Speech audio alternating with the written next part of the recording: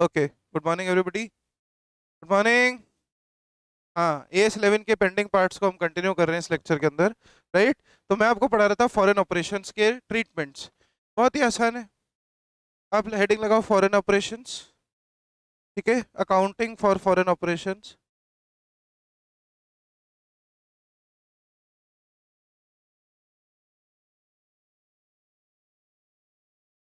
ठीक है, अब मैं आपको हर आइटम का जो है ट्रीटमेंट बताता हूँ कि कौन सा आइटम पर कौन सी रेट लगेगी, है ना।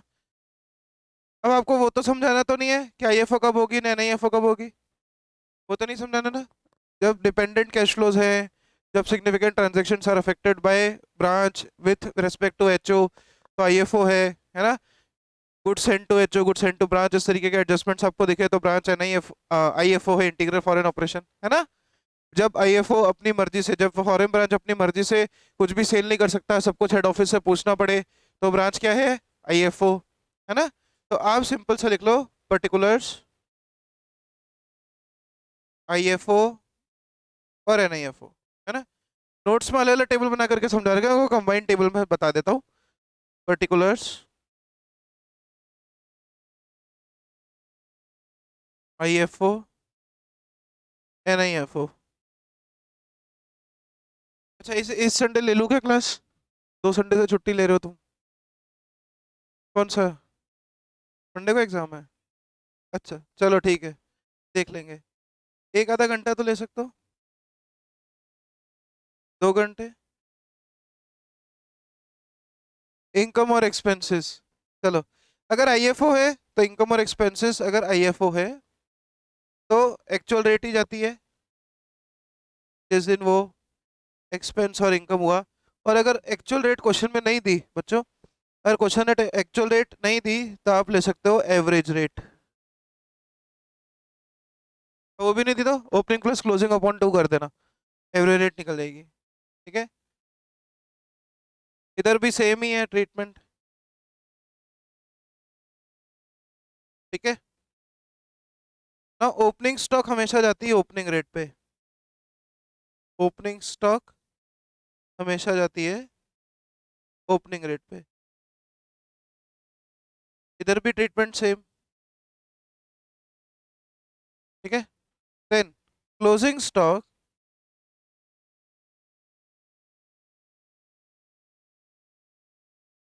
क्लोजिंग स्टॉक जाती है, बोलो क्लोजिंग स्टॉक किस पर जाएगी? हाँ, एस कहता है क्लोजिंग स्टॉक को एक्चुअल पे लेना जिस दिन उसकी रेट होगी। नहीं दी तो क्लोजिंग रेट, नहीं दी तो क्लोजिंग रेट। ठीक है, इधर भी ट्रीटमेंट क्या है, same.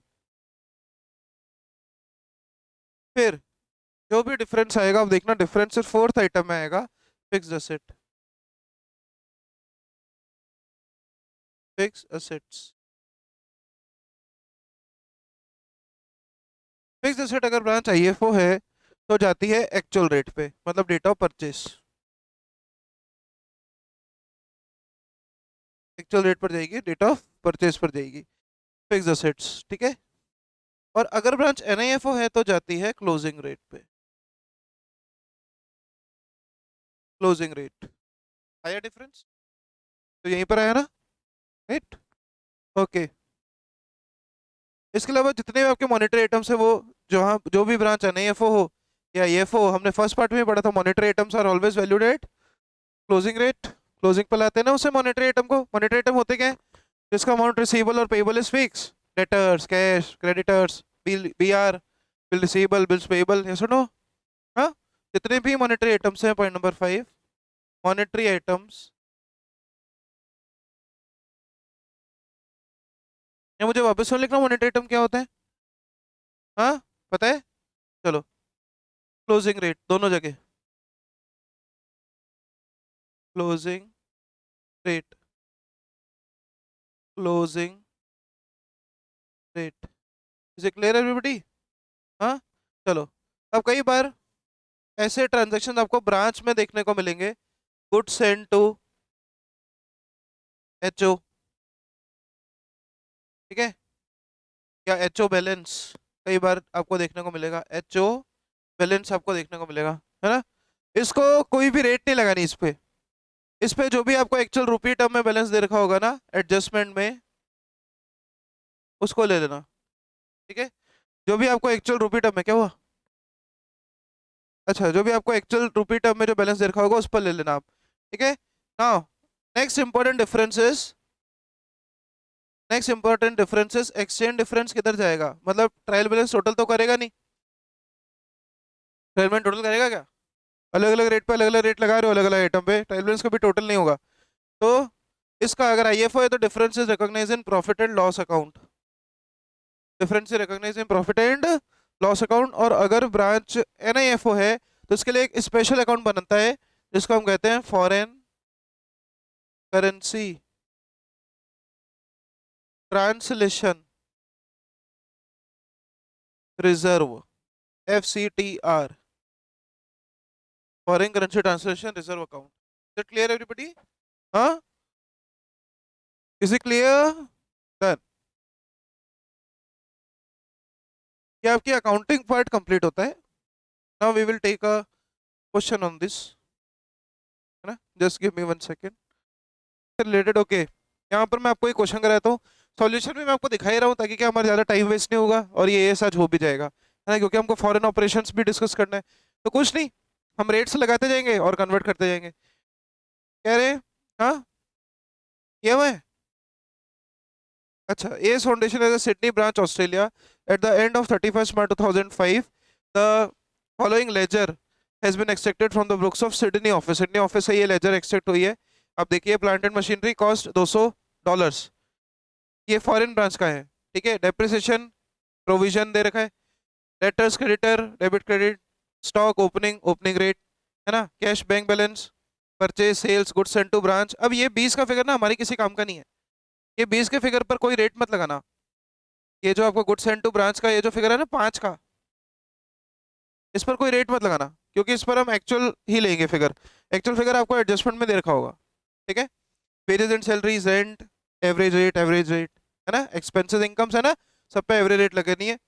Office expenses, commission receiveds, HO branch current account, इस पर भी किसी काम का कुछ बैलेंस नहीं लगेगा। ठीक है। Now goods sent to branch by HO, अब आपको ये दोनों ब्रांच अकाउंट के बैलेंस दे दिए। कह रहे गुड्स बाय एचओ का बैलेंस रुपीज में कितना ले रहा है? 100,000, और ब्रांच अकाउंट का बैलेंस 120,000। ठीक है। Stock at 31 March Sydney branch की $3125 की, you are required to convert the trial balance into rupees. ठीक है, ओपनिंग रेट दी, क्लोजिंग रेट दी, एवरेज रेट दी, फिक्स्ड असेट्स की रेट दी। For fixed assets yes, that is 18, that is date of purchase. ठीक है, आपको क्वेश्चन 2 बार सॉल्व करवा रहा है, इसे बोल रहा है एक बार आईएफओ मान के सॉल्व करो, एक बार एनआईएफओ मान के सॉल्व करो। ठीक है, मैं सीधा आपको सॉल्यूशन नहीं दिखाता हूं। देखो, प्लांट एंड मशीनरी पर अपने को रेट ऑफ परचेज आईएफओ अगर ट्रीट करोगे तो प्लांट एंड मशीनरी और उसका डेप्रिसिएशन दे रहा हूं, दोनों एक्चुअल रेट ऑफ परचेज पे गया।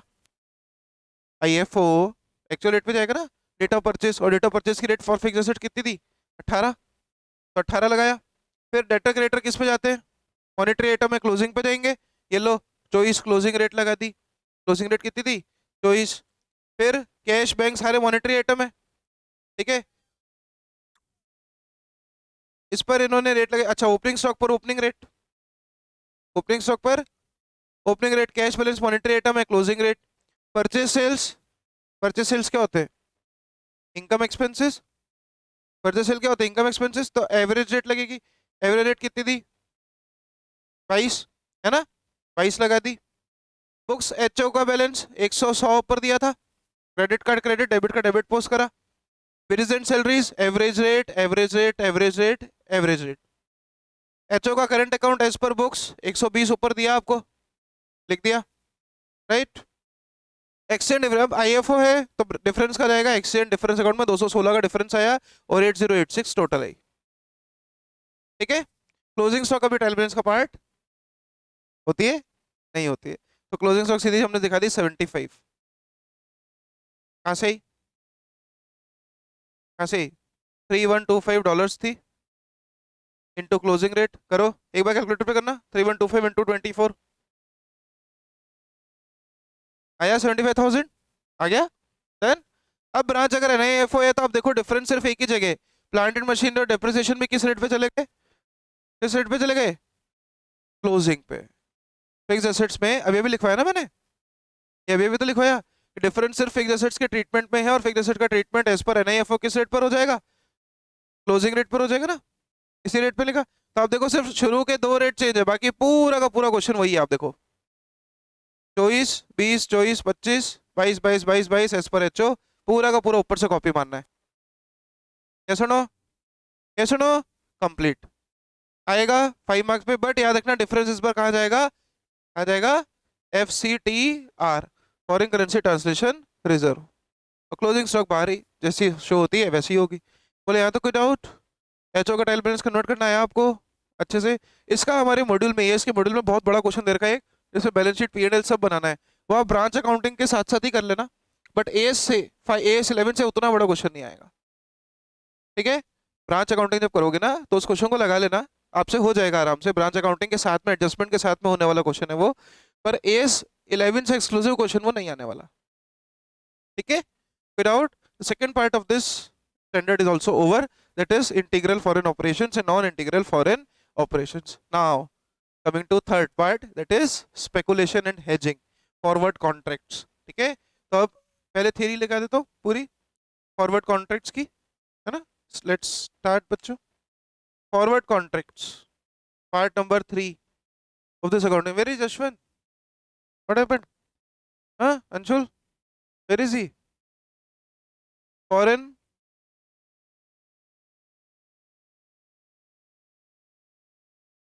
Exchange contracts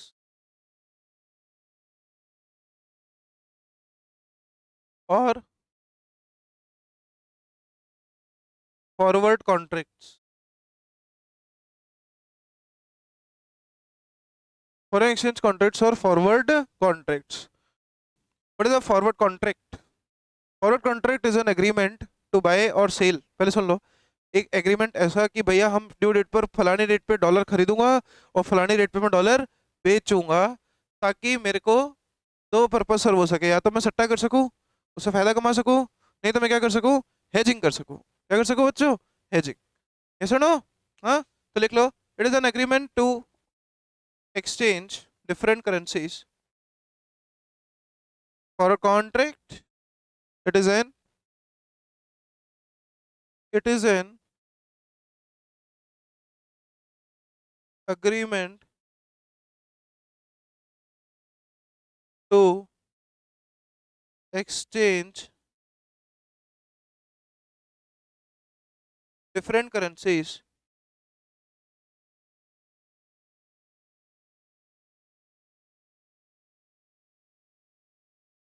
an agreement to exchange different currencies, okay, agreement to exchange different currencies at a future rate या at a forward rate, agreement to exchange different currencies at a forward rate.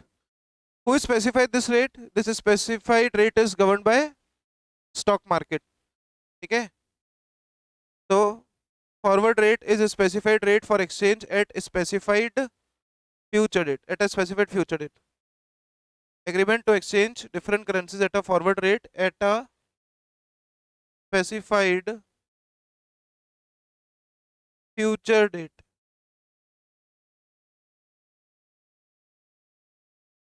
future, ठीक है।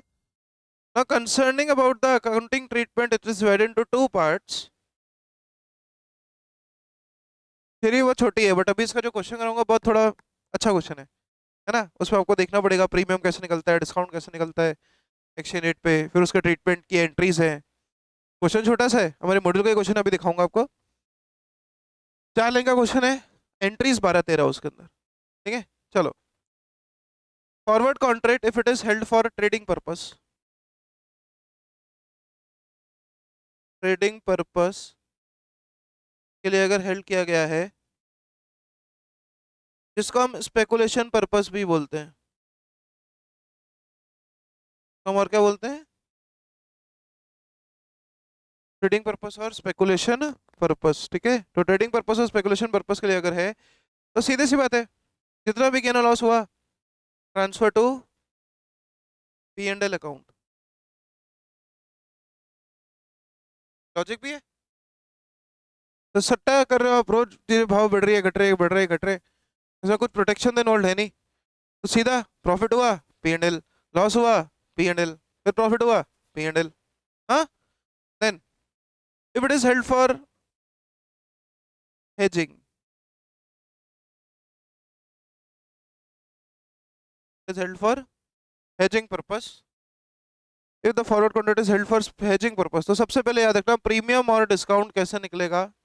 अभी मैं हम question लेंगे, उससे आपको समझ में आ जाएगा। Premium and discount is amortized,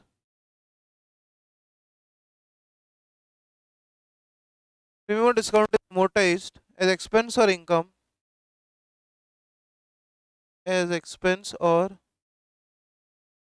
income over the life of contract, over the life of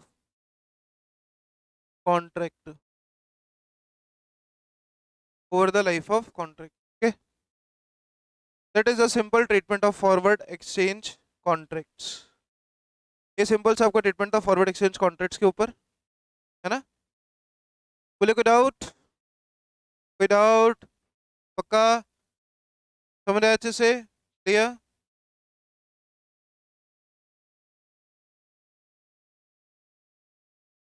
देखो एक क्वेश्चन आप नोट कर लो इसका क्वेश्चन।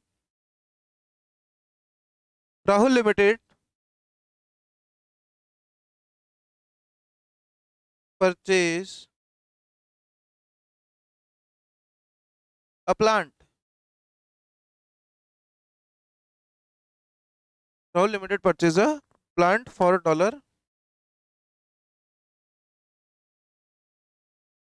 लाख, $2 लाख की मशीन, प्लांट, है ना, ऑन 1 जनवरी 19।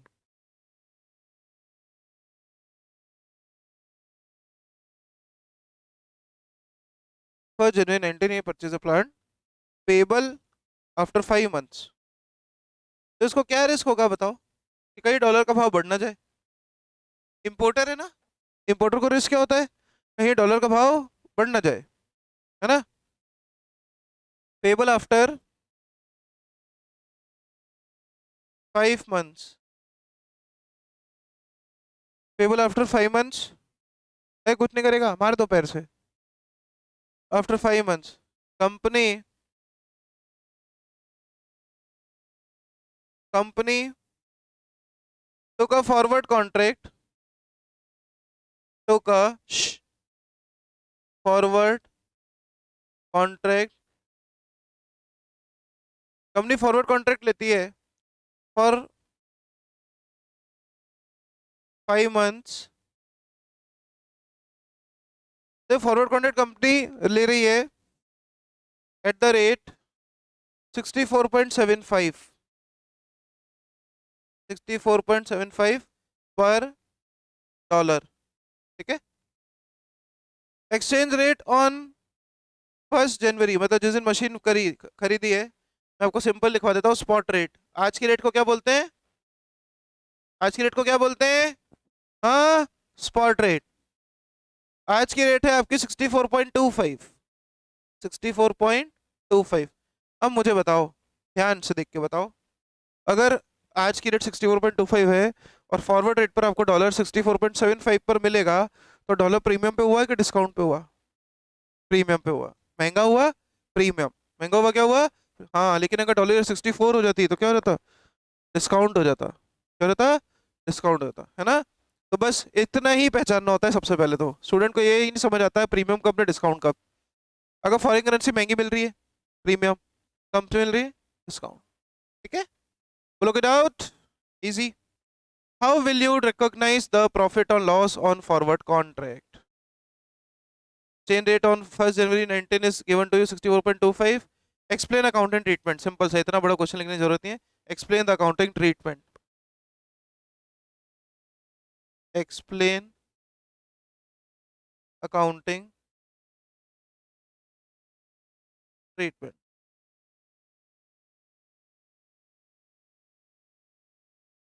तो लिंक का आंसर बस, सिर्फ 2 लाइन का आंसर है, बहुत आसान। सबसे पहले तो प्रीमियम ऑन फॉरवर्ड कॉन्ट्रैक्ट निकाल लो, वर्किंग नोट नंबर 1 में। Premium on forward contract, premium on forward contract, बोलो कितना आएगा? रेट्स का डिफरेंस ले लो, 64.75 माइनस 64.25, कितना आया? 0.5 multiplied by number of dollars, 2 lakh, तो कितना आया? $1,00,000। ना $1,00,000 का पूरा प्रीमियम है, $1,00,000 का पूरा क्या है? क्या है? प्रीमियम।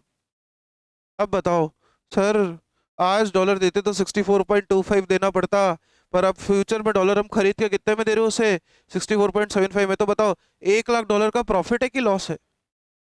एक बच्चा भी बता देगा। तो $1,00,000 का क्या है? Loss of premium. और अभी अभी हमने क्या पढ़ा? ये जो loss of premium, it has to be apportioned according to, हाँ, लॉस बचाने के लिए तो फॉरवर्ड कॉन्ट्रैक्ट लिया है भाई। पता पड़े ड्यू डेट पे रेट तो 75 हो गई, तो तेरे को तो 64.75 पे ही मिल जाएगा ना। एनी वो देखो $0.5 एक्स्ट्रा देना ही पड़ेगा भाई। ड्यू डेट पर जब सेटलमेंट करने गए तब डॉलर 75 पे मिल रहा है, अब हमको तो 75 पे नहीं ना खरीदना, हमको फॉरवर्ड कॉन्ट्रैक्ट में डॉलर कितने पे मिल जाना है? 64.75 पे, तो वहां फायदा भी तो हुआ ना, है ना। पर ओवर द पीरियड AS11 कहता है कि जब तक आपका प्रीमियम और डिस्काउंट है या लॉस है, तब तक आपको इसको over the period of contract amortise कर देना है। तो इस लॉस में बताओ, 1 जनवरी से लेके 31 मार्च, तो ये साल था, ये साल था ना। तो 3 महीने इधर और 2 महीने आफ्टर बैलेंस शीट डेट, मतलब next year after balance sheet date amortise होंगे। तो ये जो फिगर 3 महीने का, ये तो कहाँ जाएगा? P&L में इस साल के, और ये क्या होगा? अमोर्टाइज। तो बस 1 लाख को 3/2 में डिवाइड कर दो, 60 और 40। अरे ये सुनो, पक्का? तो 60,000 इस साल के कहाँ जाएगा बच्चों? कहाँ जाएगा? P&L में लॉस। एंड 40,000 क्या हो जाएगा? अमोर्टाइज। 60,000 लॉस गया और अमोर्टाइज कितना हो गया? 40। सोचो, such question are asked for 5 marks in exam. Okay, without, with तकलीफ, 100%, 100%। One more question will take, short question one more, फिर एक बड़ा क्वेश्चन इसका मैं कल आपको करा के खत्म कर दूंगा, ठीक है। और AS11 के भी क्वेश्चन हम बचे हुए कल ले लेंगे, ठीक है। चलो स्टार्ट करते हैं। Mister Y,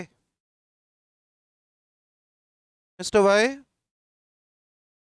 got a forward contract. Mr. Y bought a forward contract for 3 months. For 3 months, 3 महीने के लिए फॉरवर्ड कॉन्ट्रैक्ट लेते हैं, ओके। 3 महीने के लिए फॉरवर्ड कॉन्ट्रैक्ट लेते हैं ऑफ $2 लाख, डॉलर 2 लाख, $2 का फॉरवर्ड कॉन्ट्रैक्ट है ऑन 1 दिसंबर, December 19 एट, मतलब फॉरवर्ड कॉन्ट्रैक्ट डॉलर की रेट है, $1 is equal to 44.1, 44.10। when spot rate when spot rate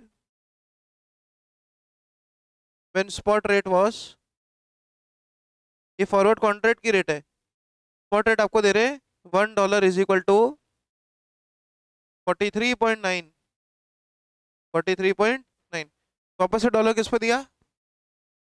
वापस से डॉलर किस पे दिया? प्रीमियम पे दिया, है ना। On 31 December 19, on 31 December 19, 31 December 19, when he closed his books, मतलब calendar year, when he closed his books, जिन्होंने बुक्स बंद की, when he closed his books $1 was equal to 44.2 44.2 on 31st January 20 on 31st January 20 he decided to sell the contract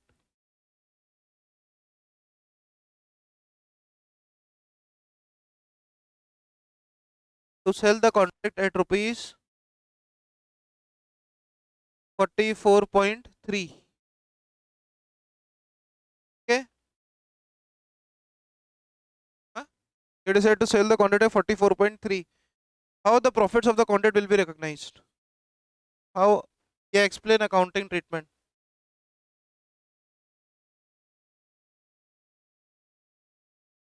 Is done.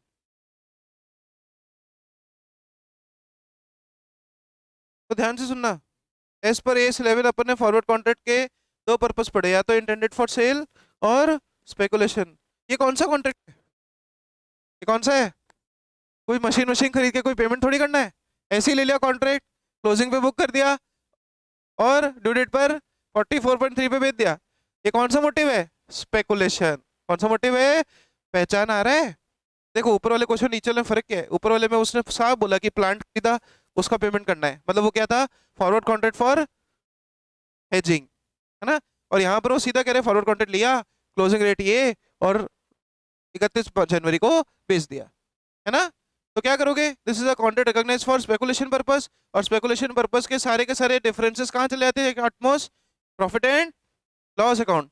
तो बोलो cell rate क्या थी? अच्छा इस case में हमारा क्लोजिंग रेट का कोई सेंस हमारा है ही नहीं, क्लोजिंग रेट का कोई सेंस नहीं है, बिकॉज ये रेट हमारे लिए इररिलेवेंट है। ये जो 31 मार्च की जो रेट दी ना आपको 44.2, ये हमारे लिए किसी काम की नहीं है।